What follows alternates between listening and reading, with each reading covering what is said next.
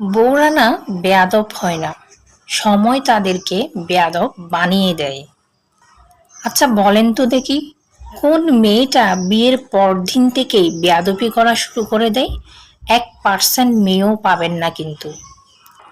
সে প্রথম দিন থেকেই সহ্য করে, সহ্য করতে করতে যখন তার সহ্য ক্ষমতা শেষ হয়ে যায়, ঠিক তখনই তারা বেয়াদব হয়ে যায়। শ্বশুরবাড়িতে আপনাকে কেউ দাম দেয় না কেন জানেন?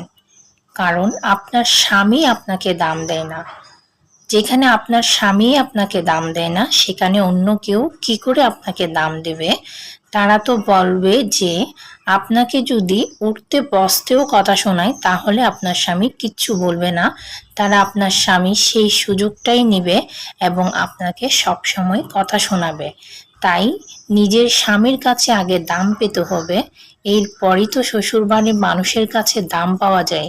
শ্বশুরবাড়ির মানুষের কাছে দাম পেতে হলে সবাইকে সেবা যত্ন করতে হবে। তবে এমন কিছু পরিবার আছে যাদেরকে সেবা যত্ন করার পরও কোনো ধরনের দাম মূল্যটা আসলে পাওয়া যায় না। সেই পরিবারদেরকে ধিক্কার জানাই। তবে সবাই যাতে তাদের বউকে সম্মান দেয়, নিজের স্ত্রীকে সম্মান দেয়, সেটাই কামনা করব। প্রত্যেকটা পুরুষই যদি তার স্ত্রীকে সম্মান দেয়, তার স্ত্রীকে মূল্য দেয়, তাহলেই কিন্তু তার পরিবারও তার স্ত্রীকে মূল্য দিবে, সম্মান করবে, কথা বলতে একটু সচেতনতা অবলম্বন করবে।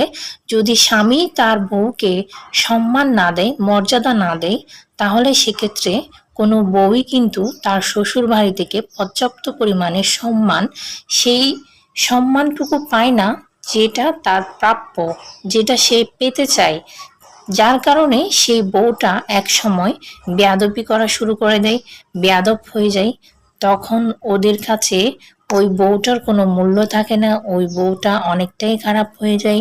বউয়ের শ্বশুর বাড়িতে যখন বউ খারাপ হয়ে যায় তখন ওই বউ একদমই শ্বশুর বাড়িতে থাকতে ইচ্ছে করে না, তখন সে তার হাজব্যান্ড নিয়ে আলাদা হয়ে যেতে চায়।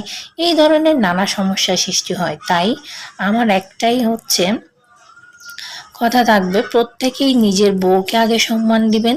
দেখবেন আপনার বউকে যদি আপনি সম্মান দেন তাহলে আপনার পরিবারও আপনার বউকে কিন্তু সম্মান দিতে বাধ্য। তাদের কোনো রাইট থাকবে না আর যে আপনার বউকে অসম্মান করার। নিজে সম্মান দিন, তাহলে অন্যের থেকেও কিন্তু আপনার বউ সম্মান পাবে। তাহলে সেই বউটাও কিন্তু আপনাদেরকে সম্মানিত করার জন্য উৎসাহ পাবে, আপনাদেরকে সঠিক সুন্দরভাবে চালনা করবে, সবার সাথে ভালো থাকবে। আসসালামু আলাইকুম।